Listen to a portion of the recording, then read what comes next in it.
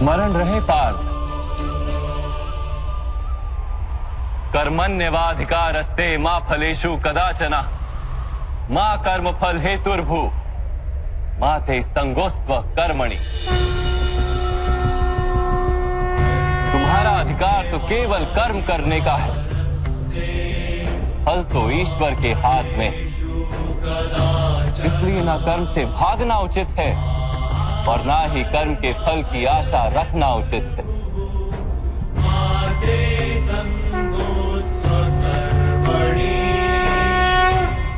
जो फल का त्याग कर दे परंतु कर्म का त्याग ना करे, ऐसे कर्म योगी को कैसे जाना जा सकता है माधव?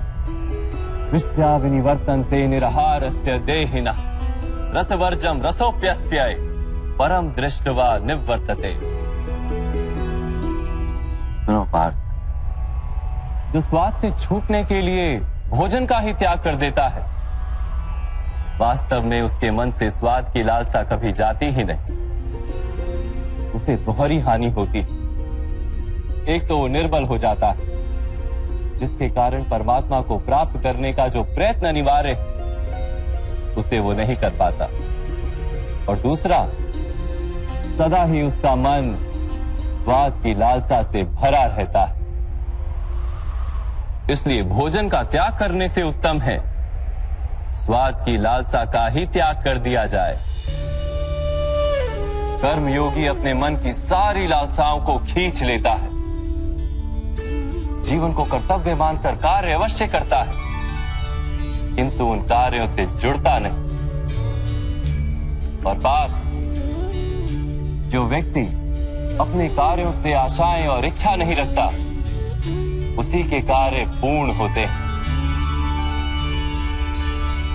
एक असफलता से दुखी होकर जिसका मन डोलता नहीं, एक सफलता से आनंदित होकर जो स्वयं को सर्वश्रेष्ठ नहीं मानता, ऐसे ही व्यक्ति को कर्म योगी कहते हैं। और ऐसा व्यक्ति जीवन में बार बार सफल होता है।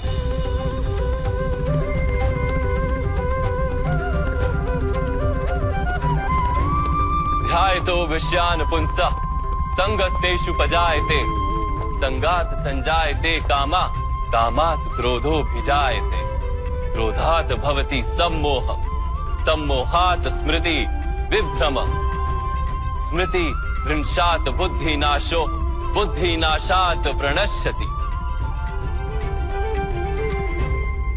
फल की आशा से कामना प्रकट होती है, और कामना का तो स्वभाव है असंतुष्ट रहना। असंतोष से क्रोध उत्पन्न होता है, और क्रोध से मोह जन्मता है। मोह के कारण व्यक्ति आचार और व्यवहार का ज्ञान ही भूल जाता है। ज्ञान के जाने से बुद्धि चली जाती है, अनुचित प्रकार के कार्य होने लगते हैं, और समाज ऐसे व्यक्ति का शत्रु बन जाता है। और अंत में ऐसे मनुष्य पूर्णतः पतन हो जाता है।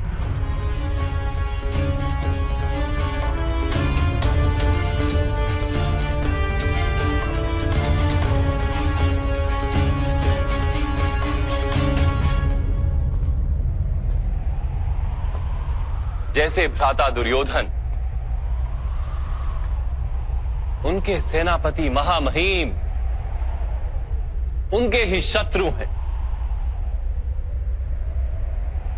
और तुम्हें विजय का आशीर्वाद दिया है।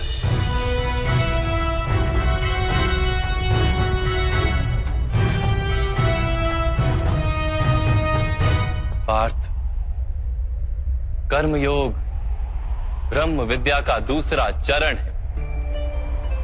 परमात्मा में अपनी बुद्धि स्थिर करो, स्वयं को आत्मा जानो, मिथ्या बंधनों से मुक्त हो जाओ, और फल की आशा का त्याग करके केवल कर्म करते रहो।